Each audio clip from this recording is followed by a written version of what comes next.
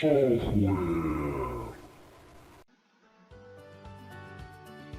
Okay guys, hi, meet me again Sir Antonio in Information and Technology for grade 9 or ninth grade.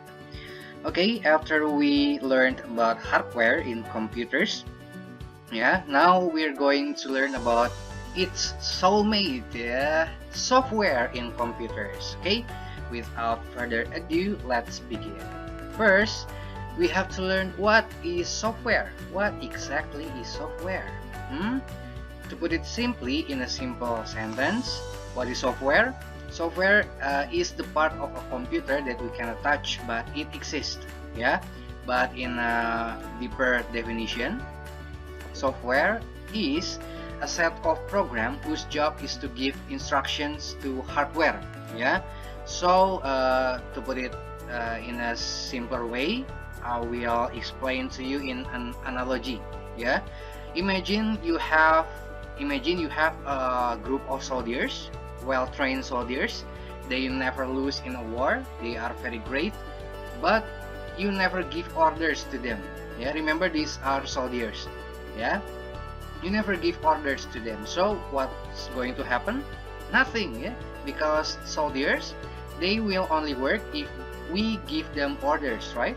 So if in our computer, those soldiers are our hardware, yeah, processors, GPU, CPU, everything.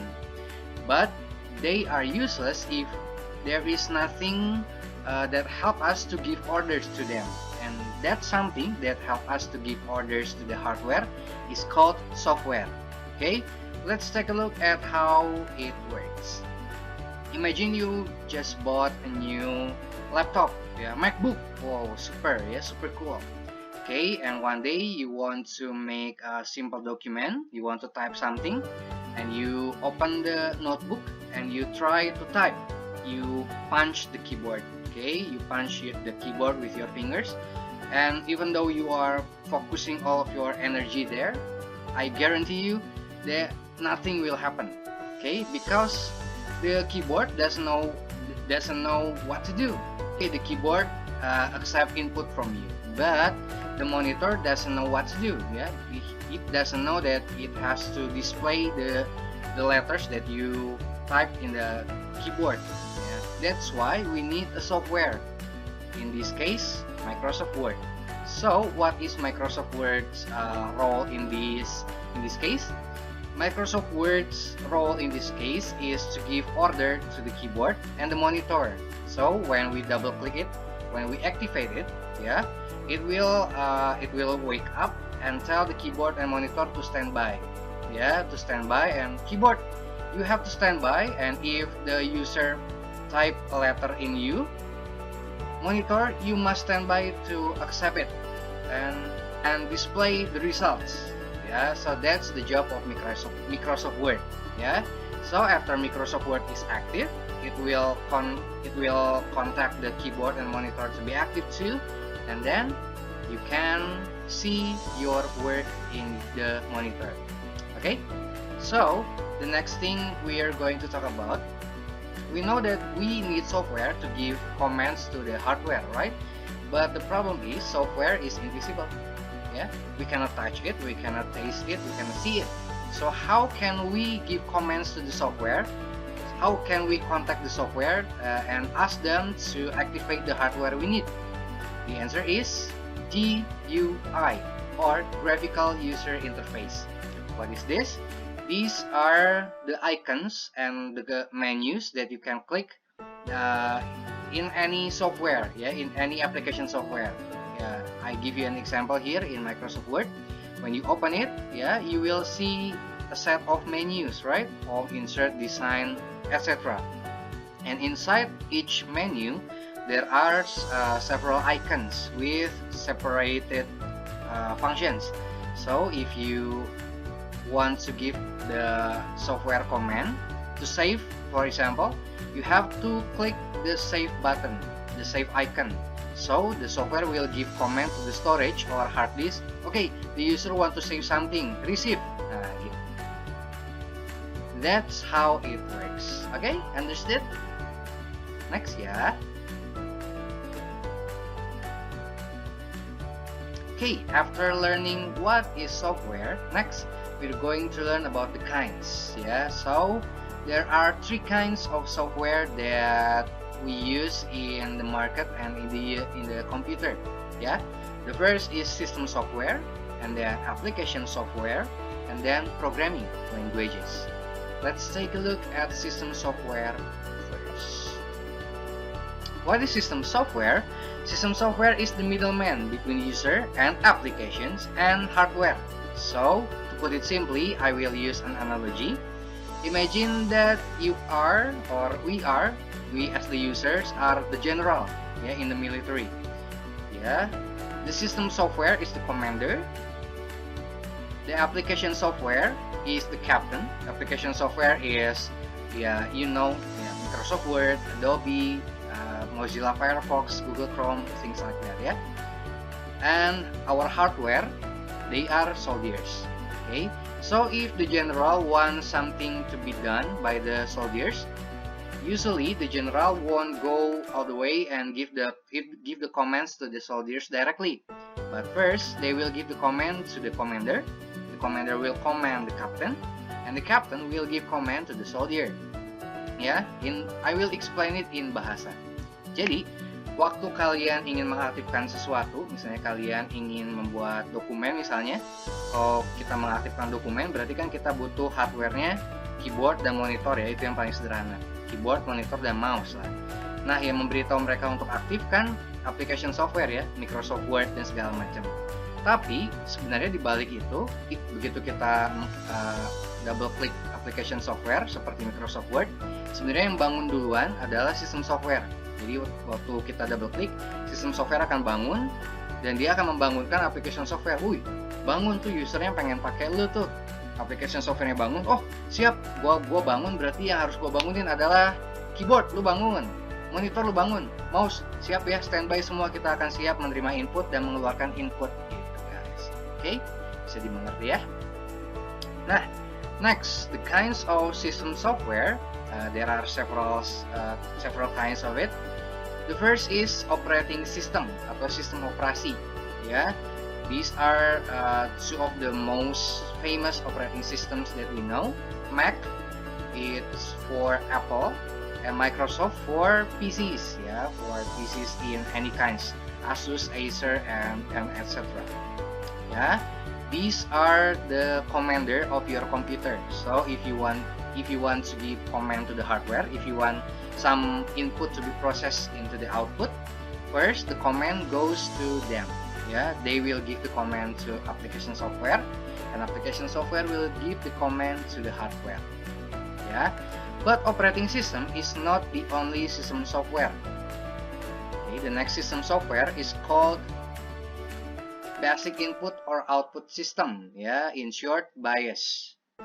I will explain it in bahasa ya. Biasanya kita nggak pernah lihat tampilan BIOS ini kan. BIOS ini hanya tampil kalau kita misalnya komputernya nge-crash terus kita harus restart. Nah, biasanya muncul ini. Next, I will explain the things that we need to know about BIOS. First, BIOS is located in the CMOS. Yeah, remember the round battery that we discussed earlier in the last week. It is not located in RAM, it is not located in hard drive, but in CMOS. Yeah, and its job is to load the operating system when we turn on the computer, or booting is the name of the process. Okay, I will explain in bahasa. Jadi guys, waktu kalian nyalain komputer, itu ada proses yang terjadi, namanya booting. Jadi ya, simpelnya gini, waktu kita nyalain komputer, yang pertama kali bangun adalah BIOS. Dia bangun, terus dia ngontak si operating system, misalnya Windows. Dia kontak, "Oi, bangun lu, ini kita mau dipakai nih, lu siapin dulu deh itu semua application software, lu bangunin, standby ya, nanti jangan sampai ada yang nge-lag." Oke?